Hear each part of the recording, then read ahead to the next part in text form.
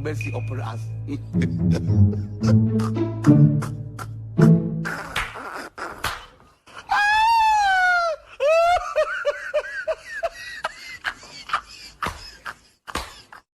What type of plane is this?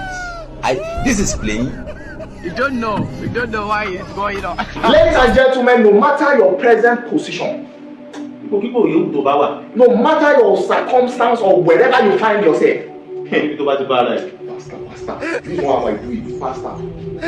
Don't use your status. Don't use your power. Don't use your might. Don't use your strength to shift the other person. Don't. Take it so you are. Ẹ̀yin ará mi nínú Olúwa. Àwọn ẹlòmíì wọn tó gèlè tí wọ́n wá máa mẹ́fẹ̀ẹ́. Oya translate. Àwọn ẹlòmíì ò tó gèlè tí wọ́n máa mẹ́fẹ̀ẹ́. That is what I'm saying. See, you don't have to oppress people because you are in charge of wherever it is. Learn to accommodate and respect people no matter how belittled or small or ridiculous they might seem. Today is what you know, tomorrow you don't know.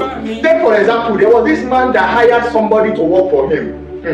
And you can see the circumstance that played out at the end of the day. But when the situation now switched, he could not handle the position where he will rehire somebody to be.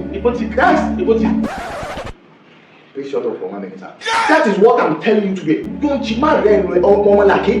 slice your fellow human being to chop. Do you understand me now? So that is the message and a particular thing I want to tell you today. The position you are in today, it is God. It is God that put you there. I don't need anything. I can do this myself. It is God that put you there. So when you find yourself, use that position to lift your fellow somebody up. Do you understand me? So that is the message I'm trying to preach to you today. Don't slice your fellow. Wait. If I must ask you, kí ni nǹkan tó ń ṣe ọpọlọ gàgàgàgàgà? No. Kí ni nǹkan tó ń ṣe gàgàgàgàgà? Kí ló ń gbé tó ń gbé? Ẹ̀yin ará nínú Olúwa. Ọ̀rọ̀ dúkìá wa ń sọ ní àti àárọ̀ pẹ̀lú láti sọ fún ẹ̀. Síwájú sí i, èmi fẹ́ sọ fún yín pé ipò tí ìwọ wà lákòótán. Má fi yan ọmọ làkejì ẹ jẹ. Ẹ̀sùn náà bá lu àwọn. Wọ́n ní mò ń bọ̀. Ọ̀sán ìwọ nílé lọ. Àwọn nǹkan tí wọ́n fẹ́ lọ sí. My salary is. God have mercy upon us. You dey use your generation to play. What type of plane is this? This is plane. We don't know why it's going on. You know your limit. That's domestic violence. So that is official violence, not domestic violence. Don't worry. Just pay me my salary. You see what you do. Just like what he was saying. So speaking, always know your limit. Make sure you know your limit. The measurement of that is the measurement of his compound. Next. Okay, next. Òdodo díẹ̀ wà nǹkan tí ó ń sọ. There's a little plantain in what he said. Òdodo. So I'll just continue the conversation. Ìwọ tó wà ní ipò kan. Good that you are in one position. Tó fi wá yan ẹni tó wà lábẹ́ ìjẹ́. And you are using it to shift the person under you. Kì í ṣe òótọ́ dára. E.g. it's not something good. Àná, yesterday, a ti ṣàgbà ẹ̀. We are now the elder brother. Òní, ó sì padà bọ̀ wá today. Is coming to become, today is coming to become yesterday. Ṣé orí ọ̀la tó wé? You see tomorrow. Ó padà bọ̀ wá tó ní fún èèyàn. It's later will become today for somebody. Ọ̀la ìṣàgbà gbogbo wa. And the tomorrow is. Òní nìkan ló wà brother of everybody. You know today only. Oh my ọ̀la. You don't know tomorrow. Ṣé ẹni tó fojú rẹ̀ náà lórí? You see the person that you are using eyes to cross road. Tó fojú rẹ̀ náà. You are using eyes to cross the road of the person.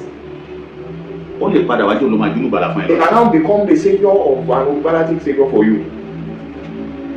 Lò ní ẹ̀ dáadáa. Use your today very well. Má fi ipò tó wà ní ìṣọ̀lá kékeré. Don't use the position you want to slice your. Òun lè rò lórí ọ̀rọ̀ sálárì tó wà láàrin wa. I'm saying is particular about that salary. That is cheating. That salary. kì í ṣe èèyàn jẹ. It is not cheating.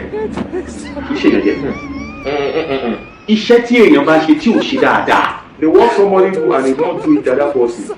Dáadáa. They don't do it the Ara other ènìyàn. person. Gbogbo yẹn pátápátá ló máa ń yọ kó nínú sálárì All èèyàn. those ones are what we used to come out from a salary. Bí lè lọ wá fẹ́ wò? How many within our Ẹ wo sùtì ọ̀rọ̀ yìí. Look at this surrounding. Counseling room yìí. Look at this counseling. Counseling room yìí. Look at this room. Ló provide. He provided the shirt Ó sì tún wá ń béèrè sálárì. and he's asking for salary. Yẹ́ ẹ ti rí. Ẹ wo òdúdú bíi tàwọn wẹ́dà yìí. So look at this weather glasses. Counseling room yìí náà ni ọ. Ṣé o ṣe yí? They don't pop. O. Yeah, have you understand? Ẹ wo ojú gbogbo ẹ̀ lọ. Gbogbo ẹ̀ lọ bá wà láyé. Má fi ra ẹni tó wà lábẹ́ ẹ̀ jẹ́. Don't slide the person out. Nítorí wípé Because ọjọ́ kan bọ̀. there's one day Wàá kàn ṣàdédé rí ẹni tó rò kó jẹ́ kankan lánàá. you will shade you seriously see the somebody that you don't become that you don't look like somebody in your eyes. Let's see. Let God so our let God help us. Má sọ ilé ìjọba lọ. Don't say this. Ẹ gbọ́ ìkéde pàtàkì tẹ̀ ìsanwó. Hear this Ikedetius. Ṣé ẹ ní counseling room wa You yìí? say this our counseling. Mo ní kò mọ̀ interpret. I say you should not interpret. Mo nílò ológun for me. We need an Ogufos personality. Mo nílò ológun for me. Ẹni tó máa ṣe ògùn fún mi. We need a mount Ogufos. Ìwọ tó o bá dára ẹ lójú dáadáa. You that you are confident of yourself. Ìwọ tó o dára ẹ lójú pé ó lè ṣe ògùn fún mi. You that your eye clear and you think you can Ogufolize for him. Kò send message sí mi. Send your CV. Ṣé o ní ọ̀rọ̀ yìí? You see this cover Lẹ́yìn èdè. after today. Well, original. I see you again. Nígbà èdè òbí. I laugh in a counseling manner. Ṣé o rí kọ́kùnrin tàtọ̀ rẹ̀? Kọ́kùnrin tàtọ̀ rẹ̀. Káwá wẹ̀ tó máa lómi lẹ́yìn ẹ̀sìn jura wọn lọ. Olórí ẹ̀ ò pé ni. Tàbí tàbí.